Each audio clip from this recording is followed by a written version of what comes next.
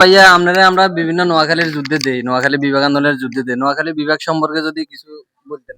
আসলে একটা কথা হচ্ছে কি যে আমরা কিন্তু দীর্ঘদিন ধরে চেষ্টা করতেছি, সেটা হচ্ছে যে আমাদের বৃহত্তর নোয়াখালী মানুষের একটাই দাবি, আমরা সকলে আমাদের নোয়াখালী বিভাগটা চাই।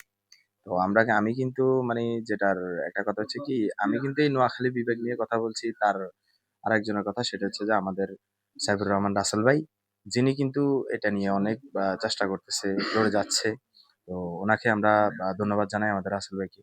তো ওনার সাথে আমরা সহযোদ্ধা হিসেবে আমরা আছি একসাথে।